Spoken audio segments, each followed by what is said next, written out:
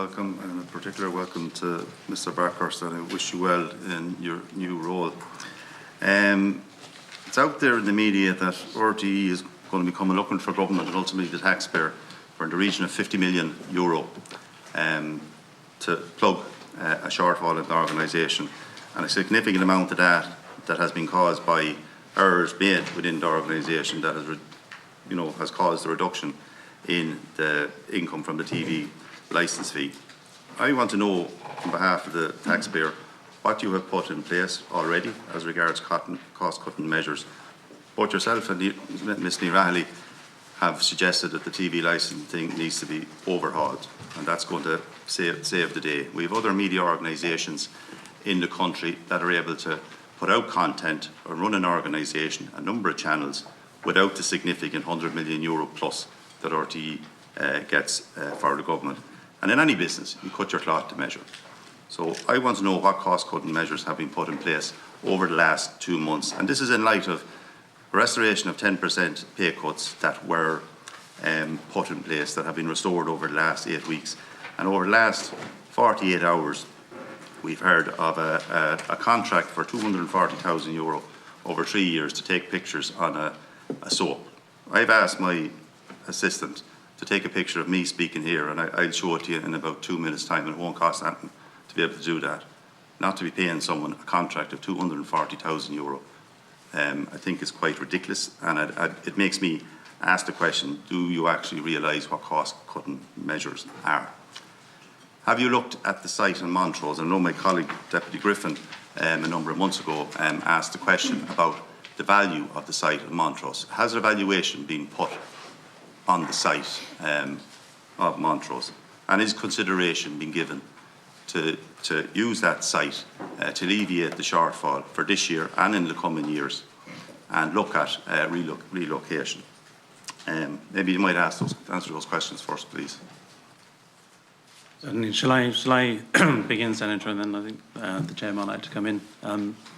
There's a number of significant questions there. If I can deal with a couple of the factual ones first. The question of the photographer and the money, I've asked myself, I myself have asked that question. I want to know more about that, and I want to know exactly what the deal is, because I can't believe on the face of it it's as published. So I want to know what the details of that are, and I will deal with that, and I'm dealing with it. So I've asked the details of that, and I can, when I have the details, I'm happy to come back to you and let you know exactly what that is actually for. I can't believe it's just for the work as described in one line, but I will come back to you on that if that's all right. On the wider question, the answer is, I mean, clearly, as I say, I've been there 8 weeks. We spent a great deal of time trying to address the almost the emergency of the governance arrangements at RTE, and that has involved a change of the leadership team. And there's a whole list of governance changes that I can run through, which you'll be fully aware of, I hope. But at the same time, we are facing into this financial crisis. I think it's fair to call it that. So we've been considering exactly which options we have to stop spending cash this year, to reduce the headcount in the short term. And in fact, we announced just earlier today to staff that there's a freeze on recruitment at RTE for the rest of the year until we have more visibility of our finances, but also that we are going to stop spending cash on a number of on anything that we have discretion on at the moment, and that's fairly wide-ranging, and it has significant impact on the current and future organisation. And some of that is about on things like outside broadcasts of events. Some of that is about investment in our digital products, including the player, which we can stop that for now or pause it for now. It's not my ambition at all, because the digital future of RTE is critical. But those are the sort of tough decisions we're having to take at the moment. I think it's fair to say in the short term, there are limited levers I can pull, and I'm pulling every lever I can to try and preserve cash, because that is my duty, and that's the duty of the board, to make sure that we, as an organisation, do not run out of money. And these are tough decisions, but we're taking them as a leadership team. On the site in Montrose, if I could come to that, that is true. I think I said in the first week I was here, all options are on the table, and all options are on the table as far as the site in Montrose goes as well, which is full sale of the site, partial sale of the site, or doing nothing. I don't think doing nothing is an option, so that's not really on the table. But full sale of the site, and what are the options if we do that, and what is the price tag for doing that. Have you got a valuation done on it? The question was asked here by a colleague of mine a number of months ago. Yes, we've asked for a valuation. That's underway at the moment, yes. Can I just say, though, I mean, there are some issues in terms of sale of the whole site, namely that a number of the buildings in the last few years have been listed on the site, so that will have had an impact on the overall value of the site. But we are getting it valued at the moment. I hope to have that within the next couple of weeks. Just based on, you sold land 8.6 acres in 2017 for 107 million, and based on that, you're looking at that site is worth about 500 million in today's terms. Yeah, I suspect that's probably not right because of the listed buildings that are on this part. There's only one listed building on the part of the land that we sold. There are, I think, 5 on the current site and the mast. So there are some negatives about selling the site. I think overall land value has gone down since we sold that site a number of years ago. And also, I think, frankly, I think some of the planning issues that the company that bought the site will have had an impact on the value. But I can't speak to that until I get a professional valuation. But these are the factors that they'll be looking at. I don't think land values have gone down. They've actually increased since 2017, and that's going by the market. Would you consider the 10% cuts that were restored, cutting them again? I think the public are not happy. The 10% cuts to some of the executive board that were restored there in the last couple of weeks that the minister wasn't informed about. Yes, I've been looking at that. I mean, clearly that's been a question. I think it's to be fair to those executives, and I think we should be fair. They volunteered to take a pay cut for 2 years on the basis that they hoped there would be a pay cut across the organisation. While that didn't transpire, they still took that pay cut for 2 years. I've no doubt the minister should have been aware when it was restored, and I don't understand why that didn't happen. I have been talking to the executives. We currently have a mixed team on the leadership team, on the interim leadership team, and I'm working in due course to appoint a permanent leadership team, although with my recruitment freeze, that's not going to be straightforward in the next couple of months. When I do that, I want to benchmark what all the executives earn. And I've done a very quick piece of benchmarking with other partners around Europe in the EBU as to what executives and chief executives earn in those broadcasters. And we need to make sure that we are paying fairly. I have to say, it's critical to me in delivering the radical change that I am planning, that I have a talented team around me to help me deliver that. And I already know from my own case here, and I think I've said this before, we are not that competitive in some of these salaries. And I know that's a hard thing to say for people because it does look like a lot of money to most ordinary people. But we have to look at it in the context of competing for top talent.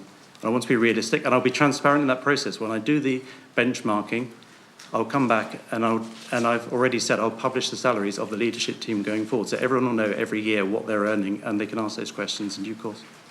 Thank you. Ms. Rahilly, a straight question. Are you the right person to continue as chair? Earlier on this summer, it was in this room that we found out that the minister wasn't notified that you had asked Dee Forbes to resign. And then we find out in recent times that those pay restoration, the minister wasn't informed either. The minister, in her role, is the lead person on behalf of the taxpayer.